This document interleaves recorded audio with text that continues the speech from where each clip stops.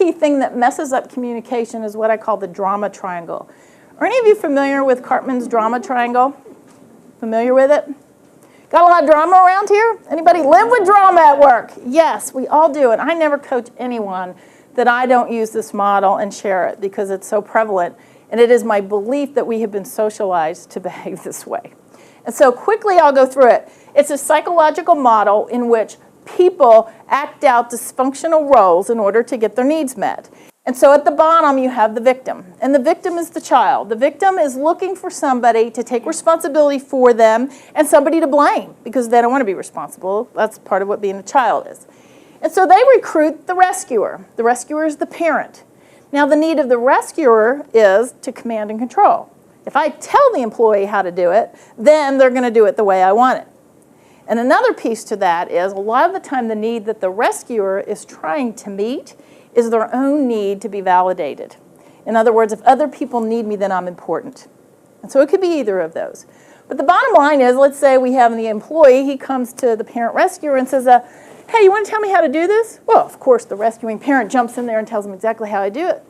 And what goes on for that victim child? Well, they feel persecuted. They feel like that boss thinks they're not smart enough to figure it out for themselves and they needed to tell them. Instead of coaching them and saying, well, have you thought about this and what are you thinking and how do you want to do it? And so what happens then is the rescuer becomes the victim and the victim is persecuting the rescuer. As long as the other person's engaged, there's your key. Strategy for engaging others. There are people that question and they become analysis paralysis and it becomes annoying. And that's your emotional intelligence to know the difference between whether you're engaging someone anymore or have you disengaged them. But I could teach entire classes by asking questions the whole time. And here's my belief about that and why I think it's an appropriate thing to do. And this is into my brain stuff too. But the human brain cannot help but answer a question once it's been asked. I could check out on you all day long, but you ask me a question and my brain fires back up again. And so I ask questions because one, it lets me know what the person already knows so I don't have to bore them with a lot of information that they already know. And it engages their brain. And then they can decide, is this interesting to them or not? And they let you know if they're not interested, right? It's a good question, thank you. Moving through resistance. How many of you are able to help people embrace your ideas and move through resistance and it just happens seamlessly and effortlessly? Yeah, what gets in the way? Humans, thank you. And so the truth of the matter is that the only people that really like change is a wet baby, right? That's really the only people that really like change. And so the rest of us, we go through this model of shock, denial, anger, and acceptance. This is the Roosevelt Kubler-Ross model of death and dying. And I know that sounds extreme. And how many of you have seen it before? Where have you seen it? Grief counseling. Grief counseling? Mm-hmm. Yeah. And unfortunately, as people are going through change at work, they go through the same experience. And so let's just say that, in fact, someone's trying to influence an idea that is really about something that's going to affect people's jobs in some way, either tenure or something like that. And so what happens for people is the first place they go is shock. And what goes on when someone is in shock is they know change is coming and it's a trade-off. And as human beings, we know that when trade-offs happens, there's going to be a loss involved. Something's going to shift. We can gain something and we're going to lose something. Where do people focus their energy when a loss is about to happen? What do most of us do when we notice people being angry? We get angry back. We get angry back and we avoid them. Right, so here we are at the most important place where we could influence someone else. And what are we doing? We're ignoring them. And so my suggestion to you here is that this is really where we want to have conversations with people, get them engaged and get them moving forward and listening to them when in fact we don't feel like listening to them at all because they're angry. And so the greatest place to influence is here. And I would truly love to tell you that I have the magic recipe. When you're trying to influence a change, Monday, here's what you do to get everybody through a shock. Tuesday's denial, Wednesday's anger. By Friday, we're all in to search for solutions. Wouldn't that be great? Wouldn't that be wonderful? But we know it doesn't work that way. And so we got to coach people through it. And people's resilience and all those kind of things matter. And the kind of resistance that I hear a lot is people will say, well, I'm not in a position to make a difference. Do you ever hear that here? What kind of things do you say? Help me coach this person. We've got a person standing here who's saying, I'm not in a position to make a difference. What would you say to him? Y'all know the 100th monkey story? Show hands if you don't know the 100th monkey story.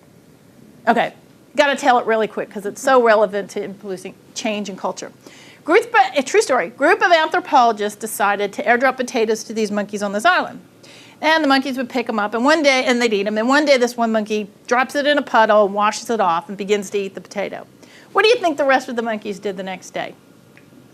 Wash up the potato, right? Monkey see, monkey do. No! They beat that monkey unmercifully for going against the group norms. And so the next day, a few more monkeys wash off their potatoes, and there's this battle. They're beating the heck out of each other. And the next day, and the next day, and so forth, dragging out the story. By the time the 100th monkey washes off its potato, that is enough critical mass that the rest of the monkeys all wash off their potatoes as well. And there is no discussion, oh, thanks for putting up with us, knocking you around a little until we figured out that, maybe we could wash off the potatoes too and they'd taste better. No. It was just critical mass, and then the behavior changed. And the moral of the story is that's how human beings change as well. So first of all, you got to get clear about why do you play that role? What's in it for you? What's the need that it's meeting? In other words, no behavior, none of us act out a behavior unless it has a positive intention, right? So we're doing it because it's serving us. So is the behavior because I need to feel validated from other people and I don't validate myself, or do I not trust other people? If I can't extend trust to others, what's trust about? Trusting their competence, their ability to do the job, and trusting their character. So if I can't do that, then I'm going to try and control. What makes it a little challenging for you to influence? What are things about the culture here? Bureaucracy. Bureaucracy, tried and true, this is how we do it types of things, okay? I think SMU is still in a pretty hierarchical model in a world that's no longer very hierarchical.